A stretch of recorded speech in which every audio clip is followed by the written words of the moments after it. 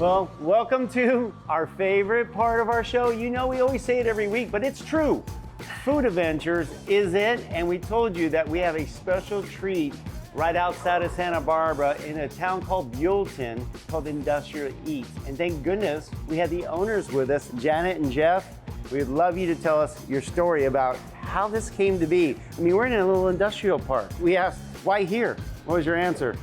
Because the space was vacant. But it didn't start here. You guys have history in this valley and not just with this location. So on the other side of this wall is a catering company that we purchased in 2000. And so from 2000 to 2013, we ran that. And then it went from being a small catering company to being a huge catering company. And over that time, we cultivated friendships with all the local farmers and some local fishermen and local ranchers and all that. And it just seemed like we needed a venue to showcase that a little more than just catered events. I never had an idea for this. This kind of grew out of the last 9 years of being open. It just changes all the time. But we just wanted a venue to showcase what we could do and what the area produced.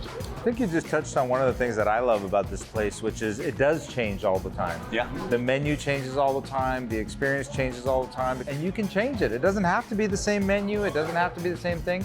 And I love that because it isn't go to the freezer, get the box. I know I'm getting this. I can't wait to see the creativeness of what you guys have to offer. And you have multiple signs throughout here. You guys have to check this out. Of creative stuff. We're like, I don't even know what that is, but I want to try it.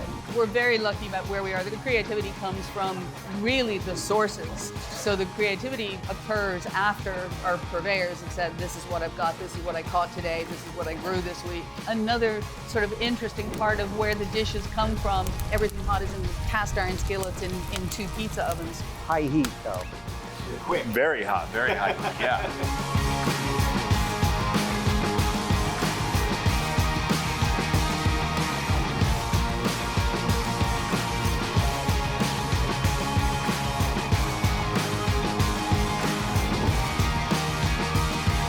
Guys, we just took a second here to let the food arrive, and it looks simply amazing. But I know we weren't quite done with the story of how we got here. So before you tell us a little bit about the food, tell us a little bit about, there was a certain individual that influenced you to do this a little bit. There was, prior to moving here and prior to buying the catering company, we were in Seattle for maybe 8 months. And I worked for a guy named Tom Douglas, who owns half the restaurants in Seattle by now probably. And he had just opened one called the Palace Kitchen. It was incredible. And I said, what was your inspiration for this restaurant? And he said, I just wanted to open a place that I'd want to hang out. It was just completely genuine. And that's very much what this is. It's not a restaurant for anybody other than us who work here and own it. And tell us a little bit about the food. So what we did today is Don and I picked 2 of these plates, and the rest of them we let you walk us through to show us some of your favorites. So tell us a little bit about them. Well, I think probably beginning with the white shrimp with pancetta, chili, and garlic. It's one of the signature dishes. It's been on this menu since day one. It's never come off. Another, pretty much since day one, is the beef tongue pastrami Reuben. We make pastrami out of beef tongues. We make the sauerkraut and all that. It's a very, very good sandwich. What about your filet of fish? I love it you call it a filet of fish. That is not a filet of fish. I mean, it is basically, it's a crispy fried piece of fish on a bun, you know? We do fish and chips when Travis, our fisherman, brings us rockfish or whitefish. It's a no-brainer. We'll also roast them whole and do different preparations, but fish and chips just works and people like it.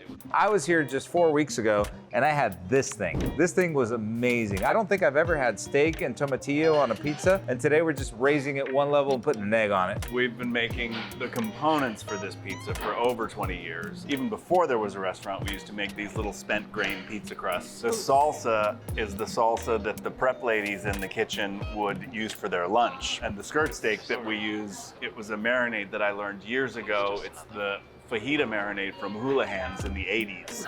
Wow. So it's awesome. just this it's just this mishmash of things that's But been that in you my like. head. It's something that a lot of people come in and it's the only thing they eat. So what's this that you snuck up on us here? That is our Rosemary Garlic Ham that I'm extremely proud of. It's a boiled ham, basically. So it's a skin-on pork shoulder that we cure for about a week with rosemary and garlic, and then we sous vide it for 24 hours. Oh.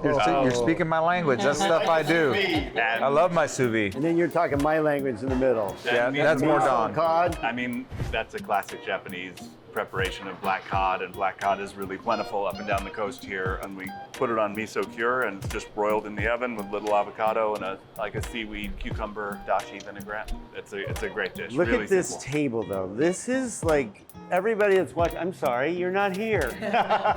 But thank you guys so much for your time, effort, passion, an amazing meal, and an amazing experience. And you guys bring it. You have a hand in every plate, and that's beautiful. All right, well, thank you very much. Thank you. Okay, we dive in? Dig Yes, in, please dig do. in. All right, we're diving Rock in. and roll. Just another.